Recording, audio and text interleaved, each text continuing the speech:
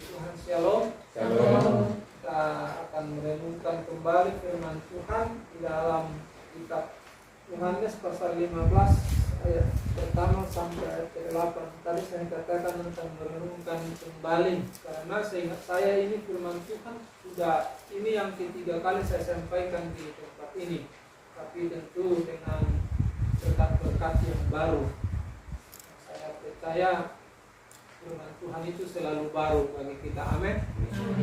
Setiap kita membaca ada orang berkata, wah ini terus firman Tuhan yang disampaikan katanya. Sebenarnya bukan seberapa banyak firman Tuhan itu kita dengar, tapi seberapa banyak firman Tuhan itu kita lakukan di dalam kehidupan kita. Dan saya yakin ada berkat baru yang akan kita nikmati pada hari ini. Yohanes 15 ayat pertama sampai ayat yang ke-8. Saya akan bacakan untuk kita semua. Pokok anggur yang benar. Akulah pokok anggur yang benar, dan Bapakkulah pengusahanya. Setiap ranting padaku yang tidak berbuah dipotongnya, dan setiap ranting yang berbuah dibersihkannya, supaya ia lebih banyak berbuah. Kamu memang sudah bersih karena firman yang telah kukatakan kepadamu. Tinggallah di dalam aku dan aku di dalam kamu. Sama seperti ranting tidak dapat berbuah dari dirinya sendiri kalau ia tidak tinggal pada pokok anggur.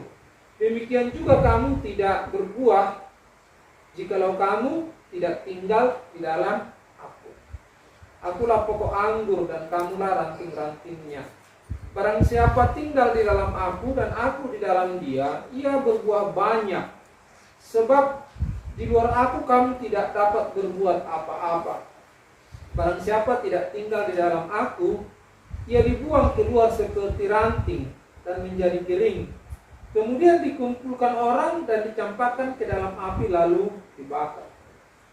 Jikalau kamu tinggal di dalam aku dan firmanku tinggal di dalam kamu, mintalah apa saja yang kamu kehendaki, dan kamu akan menerimanya.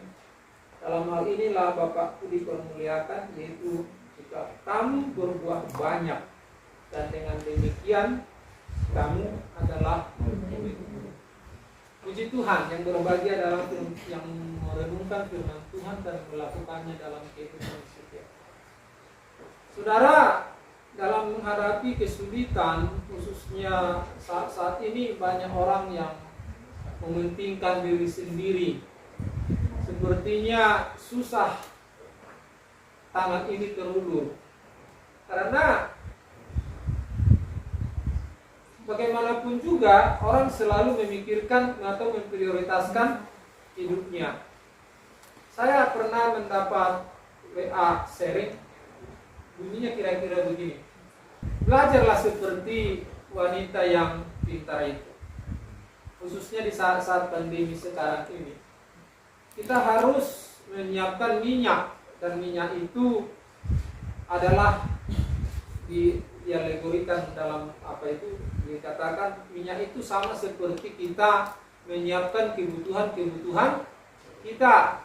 Siapkanlah obat-obatan, siapkanlah makanan, dan tatalah keuangan dengan baik. Karena pada saat seperti kesulitan ini, orang akan mementingkan dirinya sendiri. Kalau kita butuh obat, orang akan berkata tidak ada. Karena apa? Dia menyimpan untuk dirinya. Kita meminta pertolongan, meminjam uang kepada orang, dia akan bilang tidak ada. Karena dia akan menyimpan untuk dirinya. Kalau kita misalnya membutuhkan beras, lalu kita meminta tolong, mereka akan berkata tidak ada. Karena mereka akan memprioritaskan dirinya. Oleh sebab itu, simpanlah untuk dirimu. Karena ada saatnya semuanya akan kehabisan, dan kita pun kalau tidak seperti wanita yang pintar itu menyimpan untuk diri kita, maka kita pun tidak akan memperoleh apa-apa dan kita akan kelaparan. Secara logika ini benar, tapi secara hukum rohani tentu salah, kan begitu kan? Karena kalau kita menyimpan seperti itu, kita sudah membatasi kuasa kuasa Tuhan. Kita membatasi mujizat Tuhan. Tetapi itulah faktanya yang terjadi. Buktinya dulu masker sampai ditimbun kita sulit untuk mencari masker. Kemudian hand sanitizer kan gitu kan? Hand sanitizer itu diborong, kita sulit. Kita tanya, bagikah? Tidak ada katanya. Semua begitu. Sekarang masker itu sampai terbuang-buang.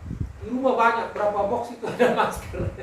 Ada yang diantar, ada desa pendeta diantar ke rumah itu berapa box banyak itu sampai dulu kita sulit cari apa. Nah, itulah kenyataannya yang terjadi saat-saat menghadapi masalah. Kita sulit menjadi berkat. Kita sulit untuk menolong orang lain. Saya tidak menjas bahwa kita di sini seperti itu, tidak. Tapi itulah fakta yang ada. Itulah kenyataan yang ada di saat-saat kita menghadapi tantangan dan pergumulan. Padahal firman Tuhan berkata di dalam ayat 8, dalam hal inilah Bapakku dipermuliakan, yaitu jika kamu berbuah banyak. Bukan hanya berbuah, tapi harus berbuah banyak. Kalau hanya berbuah, kita belum mempermuliakan nama Tuhan. Tapi di sini jika kamu berbuah banyak. Saudara, setiap orang yang di dalam Tuhan, ini harus diingat ya. Setiap orang yang di dalam Tuhan pasti berbuah. Tidak ada orang yang tidak berbuah. Memang tidak ada yang tidak sempurna. Setiap orang yang di dalam Tuhan itu pasti berbuah. Pasti ada sesuatu yang berubah kepada hal yang baik.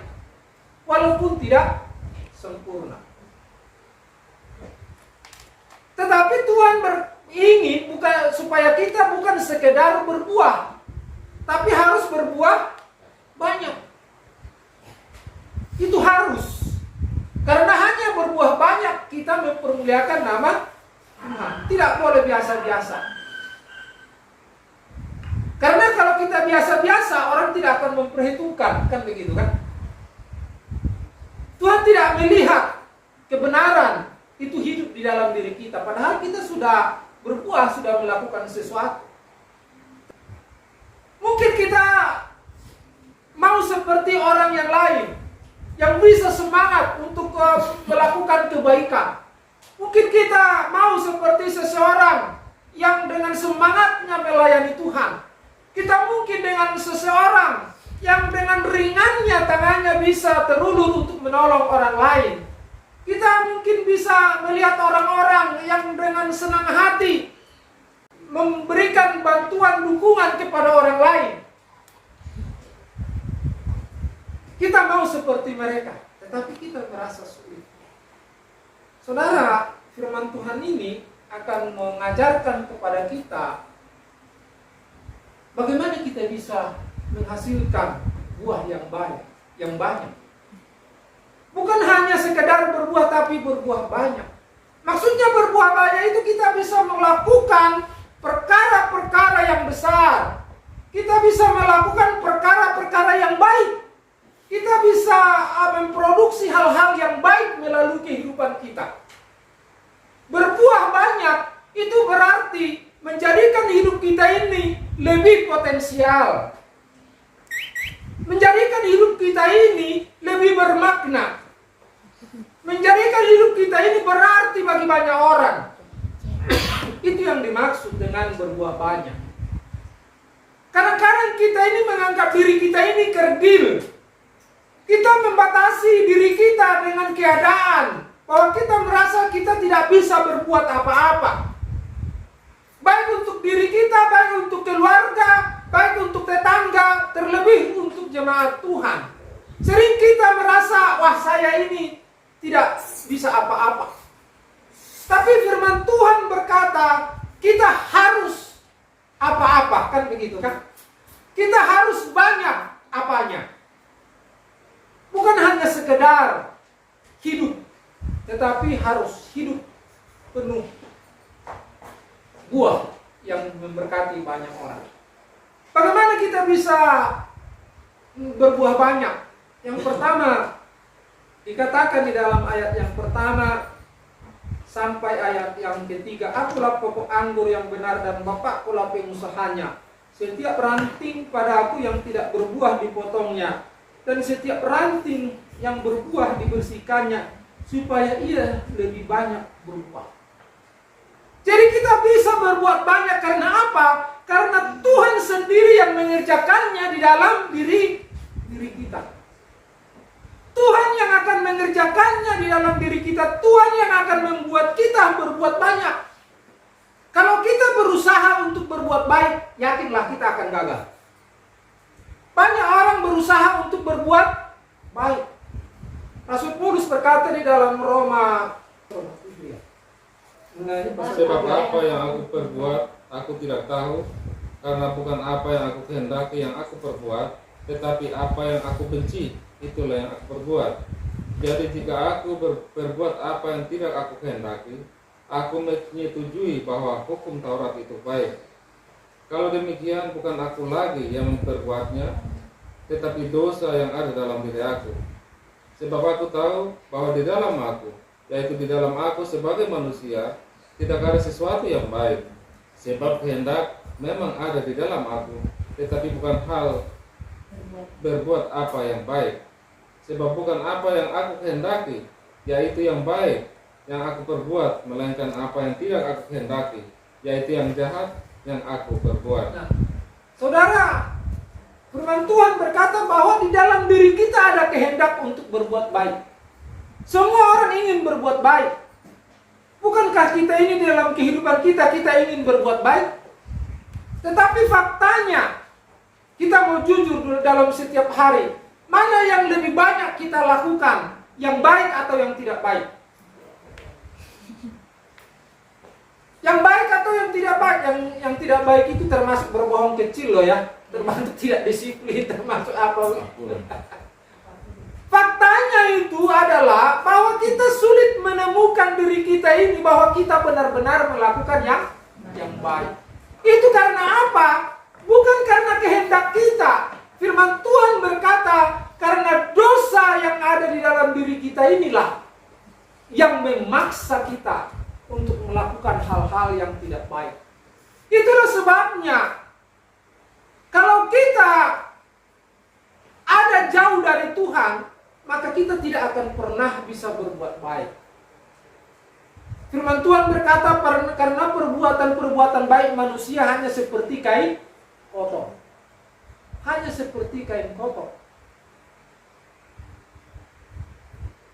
Itulah sebabnya, kalau kita mau berbuat banyak, kita datang kepada Tuhan. Karena Tuhanlah yang akan mengerjakannya di dalam diri kita. Karena di dalam ayat yang pertama ini dikatakan, akulah pokok anggur yang benar dan Bapakkulah pengusahanya. Setiap ranting padaku yang tidak berbuah dipotongnya, dan setiap ranting yang berbuah dibersihkannya, supaya ia lebih banyak berbuah. Kalau kita datang kepada Tuhan, Tuhan akan mengerjakan dan pasti berbuah banyak. Kalau Tuhan yang mengerjakannya, kita pasti berbuah banyak. Karena apa? Karena Tuhan yang mengerjakannya itu adalah ahli botani, yang memang ahlinya, karena dialah yang menciptakan, kan begitu kan? Jadi dia tahu caranya, bagaimana kita ini supaya dapat berbuat baik. Itulah yang sebabnya dikatakan Tuhan akan memproses kita. Dikatakan setiap ranting padaku yang tidak berbuah dipotongnya, dan setiap ranting yang berbuah dibersihkan. Jadi Tuhan tahu bagaimana caranya untuk membentuk kita supaya kita berbuah banyak. Jadi kita bisa berbuah banyak karena Tuhan yang akan mengerjakannya. Kenapa Tuhan yang mengerjakannya? Karena kita ada di dalam pokok anggur yang benar. Karena di sini dikatakan, akulah pokok anggur yang benar. Pokok anggur itu siapa? Yesus. Kita ada pada pokok anggur yang benar.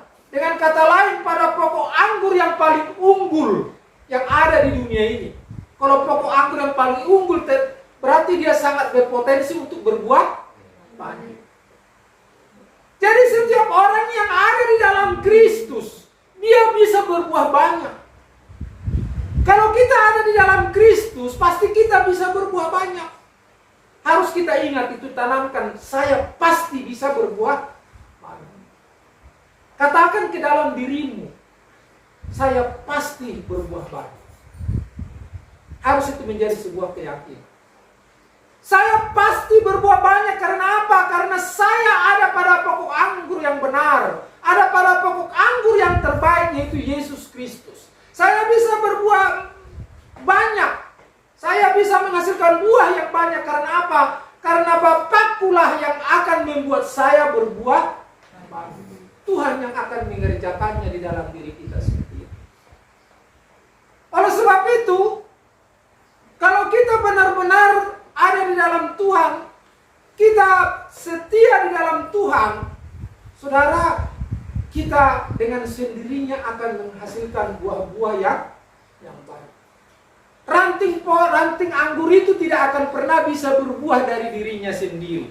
Ranting pohon anggur itu tidak mungkin dia pergi sendiri lalu cari makanan supaya dia dapat berbuah. Karena kalau dia pergi sendiri terpisah dari pokok anggur itu, akan apa yang terjadi? Dia akan kering. Ingat khotbahnya Pak Guru minggu yang lalu atau sebelumnya ya, tentang anak yang terhilang. Minggu yang lalu kan? Minggu yang lalu tentang anak yang terhilangnya.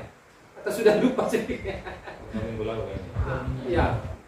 Khotbah yang terhilang. Saudara, kenapa anak itu menjadi menderita setelah dia mendapat warisannya? Karena apa? Dia jauh dari bapaknya. Dia meminta hartanya. Ini sedikit saya review ya. Ini anak itu anak yang luar biasa loh sebenarnya.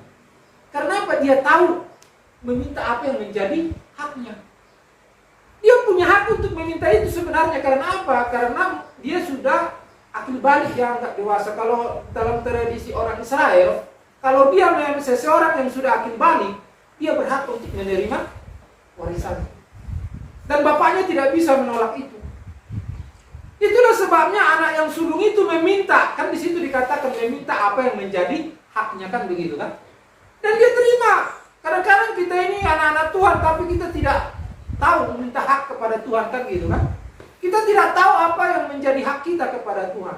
Dan anak itu meminta yang menjadi haknya dan diberikan. Cuman masalahnya, dia jauh dari bapaknya. Dia pergi jauh sehingga dia tidak memperoleh kasih lagi dari bapaknya. Tidak memperoleh kasih sayang lagi dari bapaknya.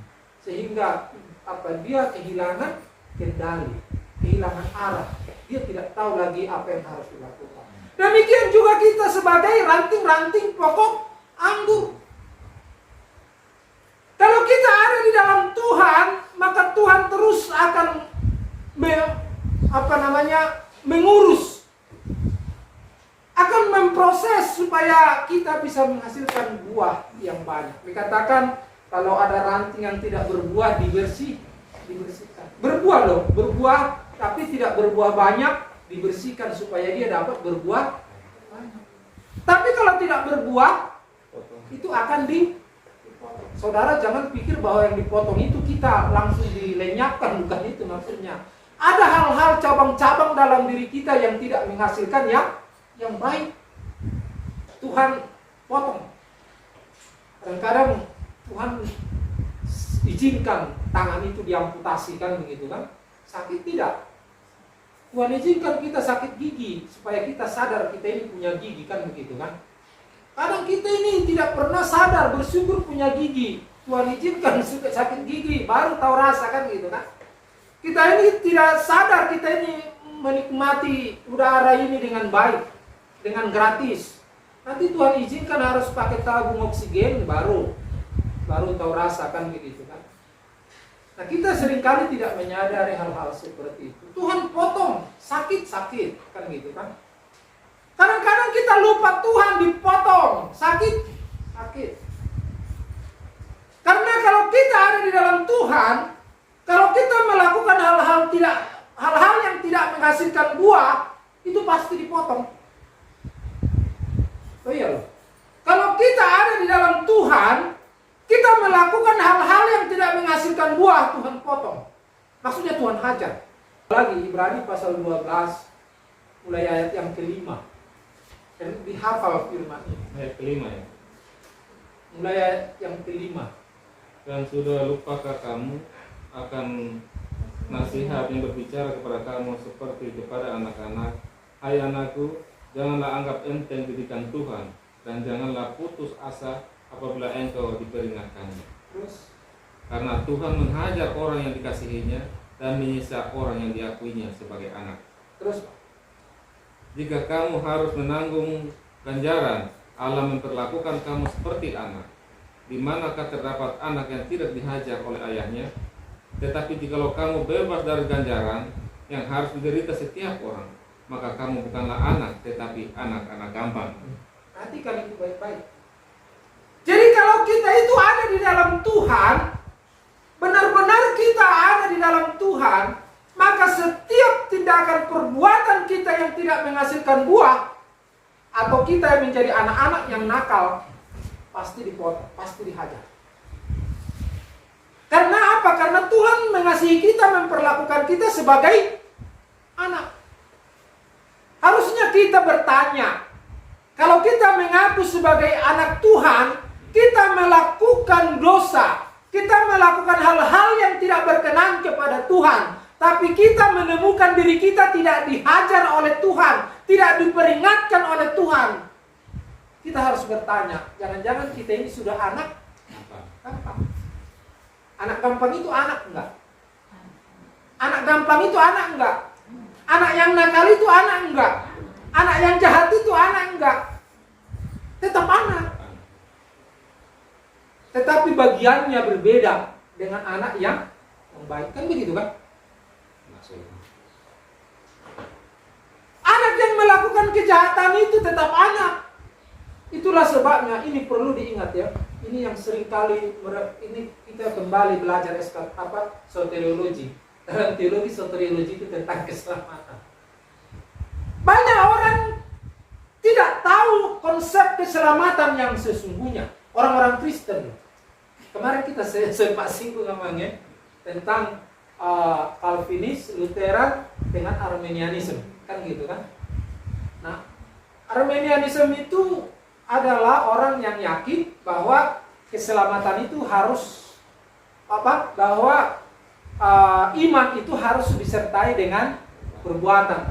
Dari Yakobus, iman tanpa perbuatan adalah tidak. Jadi nggak cukup hanya karena iman, harus disertai dengan perbuatan. Tapi kalau Calvinis, Lutheran berkata sola fide, sola gratia, sola scriptura. Maksudnya apa? Hanya karena iman, hanya karena kasih karunia, hanya karena iman pada firman Tuhan. Mana yang benar?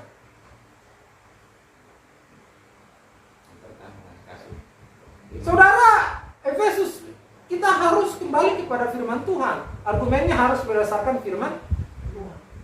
Efesus pasal 2 ayat 8. Ayat 9 berkata apa? Karena kasih karunia kamu diselamatkan oleh iman. Itu bukan hasil usahamu.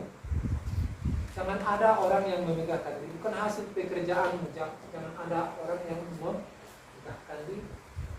Tapi Yakobus berkata iman tanpa perbuatan pada hakikatnya adalah mati. Nah, orang kadang-kadang di sini menjadi lalu yang mana? Kan begitu kan? Apakah firman Tuhan itu salah? Bertentangan? Saya yakin firman Tuhan tidak pernah salah dan bertentangan. Efesus 2, coba baca lagi. Saya nggak apa-apa kita sharing-sharing saja. Kalau tidak setuju, boleh angkat tangan. Efesus 2 mana? Efesus 2 ayat 8, ayat 9. Ayat 8, 9. Sebab karena kasih karunia kamu diselamatkan oleh iman, itu bukan hasil usahamu, tetapi pemberian Allah. Itu bukan hasil pekerjaanmu. Jangan ada orang yang memegahkan diri. Nah itu. Jadi kita diselamatkan hanya karena kasih karunia hanya oleh iman, bukan hasil perbuatan. Tapi bagaimana lagi dengan Matius pasal 7 ya, ayat 21 yang berkata, bukan setiap orang yang berseru-seru Tuhan, Tuhan masuk dalam kerajaan surga, tapi mereka yang melakukan kehendak Bapakku yang di surga. Bingung lagi toh. Bagaimana kira-kira?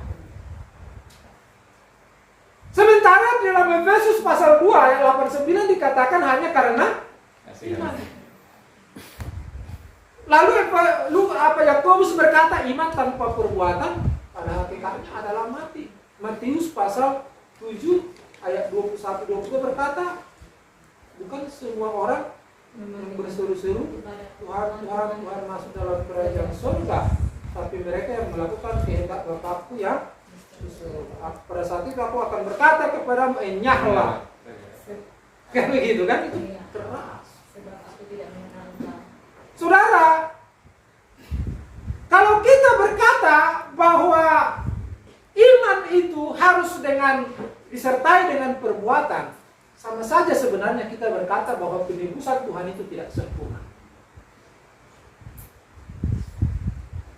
Kalau kita berkata kalau penebusan keselamatan itu hanya harus disertai dengan iman, itu harus disertai dengan perbuatan, itu sama-sama saja mengatakan. Tozer mengatakan ini, saya mengutip saja ya, mengutip Tozer berkata bahwa itu berarti kita mengatakan penebusan Tuhan itu tidak sempurna. Itu yang berkata itu Awe Tozer dalam bukunya Mengenal Yang Maha Kudus. Lalu bagaimana hubungannya dengan Efesus pasal 2 tadi? Saudara, kita harus melihat semua dari segi firman. Banyak pertentangan teologis karena kurang komprehensifnya pemahaman tentang firman Tuhan. Saya tidak akan mendoktrinasi saudara, tapi saya hanya menyampaikan firman Tuhan supaya kita boleh mengerti iman yang sesungguhnya.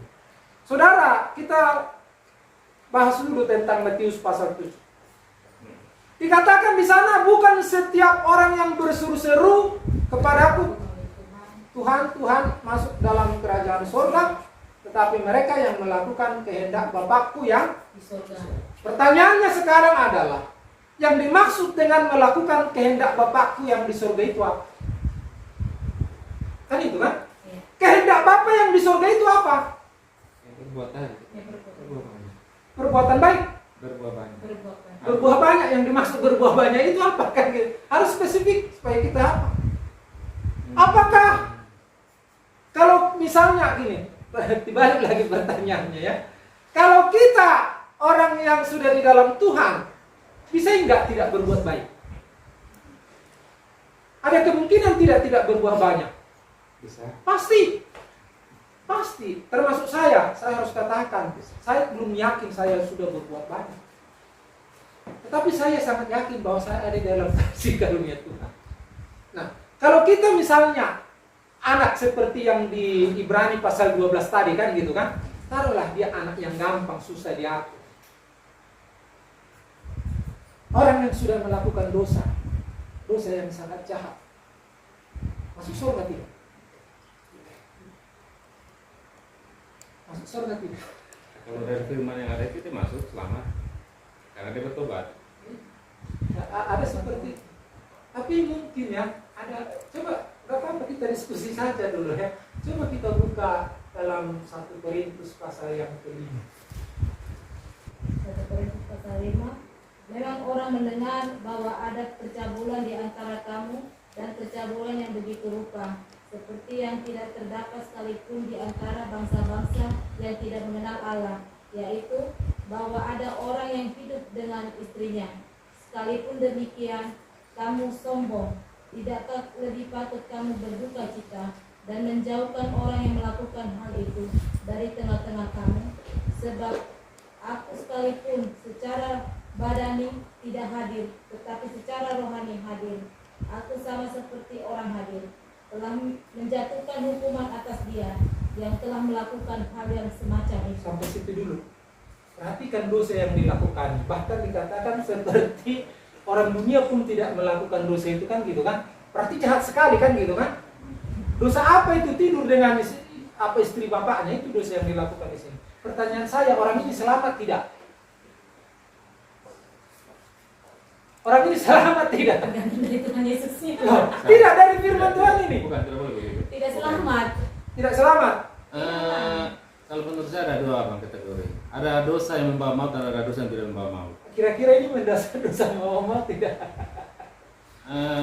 Yang satu begini. Kalau seseorang dalam yang seperti yang dikatakan dalam pokok anggur yang benar, ya, dia tahu kalau itu adalah dosa. Dia sebenarnya dosa membawa maut. Jadi apapun yang dia lakukan Tuhan tidak berkenan kepada dia sebenarnya. Dia mengetahui tapi dia melakukannya. Oke, kalau begitu kita lanjutkan ayat yang keempat. Kita tahu, kita lihat informasi dari firman Tuhan ayat keempat. Coba dibaca.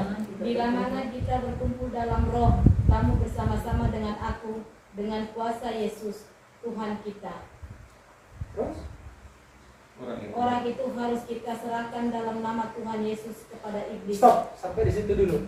Sekali lagi, ini masuk surga masuk surga tidak? Sampai di sini masuk surga tidak? Selamat tidak ini orang?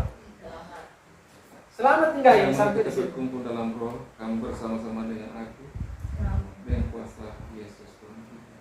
Orang itu harus kita serahkan dalam nama Tuhan Yesus kepada iblis. Sampai di situ dulu. Kita serahkan kepada iblis. Ini orang ini masih selamat tidak ya? Berarti apa yang binasa kan tubuhnya tuh, tetapi rohnya. Coba baca selanjutnya. Coba baca selanjutnya. sehingga binasa tubuhnya agar rohnya diselamatkan pada hari Nah, jelas ya.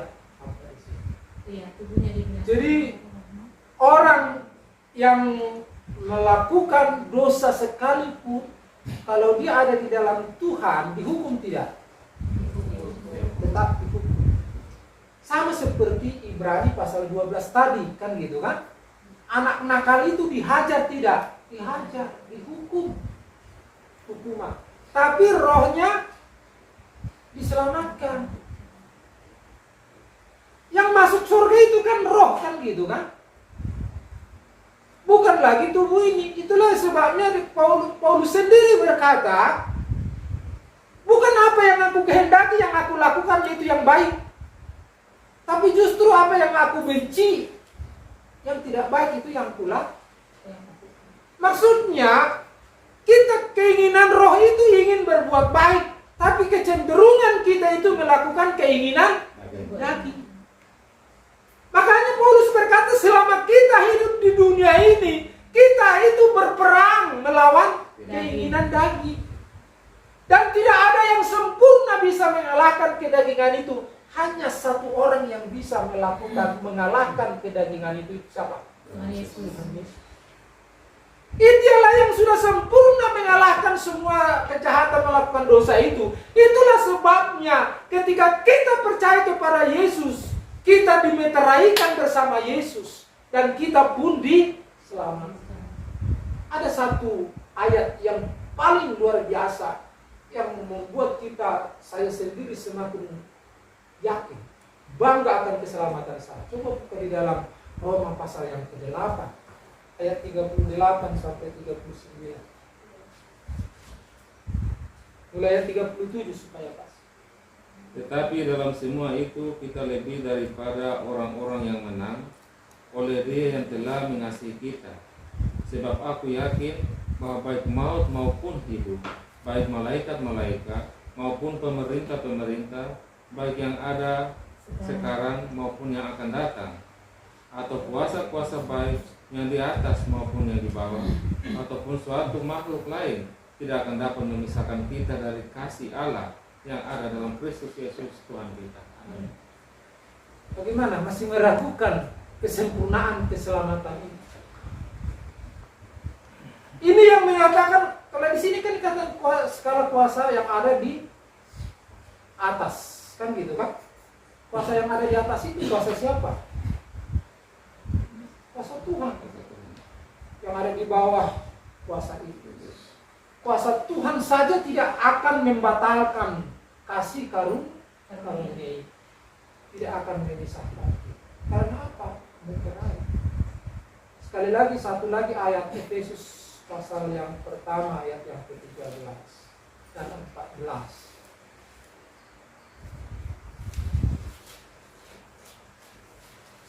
Yesus 1 ayat 13 dan 14. Di dalam Dia kamu juga, karena kamu telah mendengar firman kebenaran, yaitu Injil keselamatan. Di dalam Dia kamu juga, ketika kamu percaya, dimeteraikan dengan Roh Kudus yang dijanjikannya itu. Dan Roh Kudus itu adalah jaminan bagi kita sampai kita memperoleh seluruhnya, yaitu penebusan yang menjadikan kita milik Allah untuk memuji kemuliaan-Nya. Amin. Meterai bisa batal tidak? Tidak. Selama-lamanya. Meterai itu bisa batal. Tidak bisa. Jadi istilah meterai yang diambil oleh Paulus ada dua. Yang pertama adalah cap tukang pos itu loh. Tahu tukang cap pos dulu kan? Tok tok gini kan gitu. Begitu plok, itu maksudnya dipukul, plak, itu tempel, itu sah. Yang kedua adalah kalau di Timur Tengah sana di Israel, kalau ada orang pelihara onta misalnya atau lembu sapi, itu kan dibiarkan itu di padang gurun atau di padang rumput, itu gabung dengan punya orang lain. Jadi atau domba-domba yang lain itu domba itu gabung. Makanya Tuhan berkata untuk mengumpulkan mereka, domba-dombaku mengenal suaraku, kan gitu kan. Sebenarnya domba-domba itu tahu gembalanya, tetapi gembala juga harus mengenal domba-dombanya. Caranya bagaimana? Pada saat itu ada, setiap domba itu diberikan tanda. Waktu kecil diberikan tanda-tandanya apa? Biasanya ada seperti apa itu juga, apa capnya tukang pos itu dibakar. Dibakar lalu dicapkan ke bagian apa kali itu, pokoknya di pantat ke di mana dicapkan. Dan semua domba itu dicap. Dan setiap yang punya domba gembala hanya melihat capnya itu. Ini domba aku meterai ini. Tidak ya.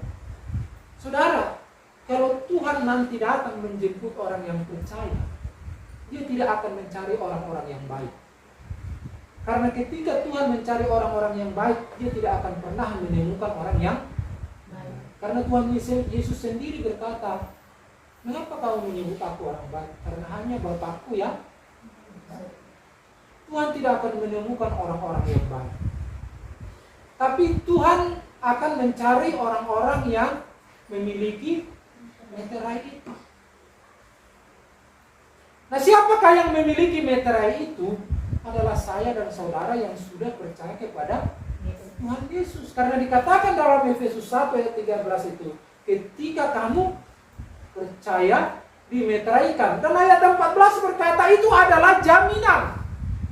Kan ya itu toh? Itu adalah jaminan. Jaminan sampai kita menerima semuanya. Lalu kembali tadi. Waktu Yakobus berkata, saudara, kita harus melihat konteks bahwa iman tanpa perbuatan pada hakikatnya adalah saudara, lihat konteks itu tidak menyangkut keselamatan, tapi itu menyangkut perbuatan kehidupan sehari-hari. Itu konteks bagian firman Tuhan. Karena ada di situ. Kalau misalnya saudaramu kedinginan, lalu kau berkata, ya pergilah, tapi kau tidak memberikan kepada dia selimut, apa gunanya? Dan ketika kamu menemukan saudaramu sedang lapar, lalu kau berkata, selamat, pergilah, tapi kau tidak memberikan makan, dia makan, apa gunanya? Itu konteks itu adalah tentang kehidupan sehari-hari. Tidak bisa hanya percaya, tapi harus ada dengan tindakan, kan gitu kan? Saudara, kita percaya kita menjadi berkat bagi orang lain, amin? Amin. Gak ada gunanya hanya percaya, harus ada tindakan. Kita percaya kalau kita berdoa kepada Tuhan dengan sungguh-sungguh, Tuhan akan memberkati kita, amin?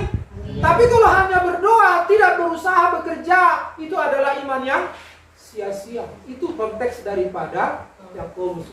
Satu lagi, kembali kepada Matius pasal 27 supaya agak tuntas sedikit. Matius pasal 27 saat tadi, bukan semua setiap orang yang berseru-seru Tuhan, Tuhan masuk dalam kerajaan surga, tetapi mereka yang melakukan Kehendak Allah. apa itu kehendak Bapa. Supaya jelas. Mari kita buka di dalam Yohanes pasal 6 ayat 28. Ayat saya.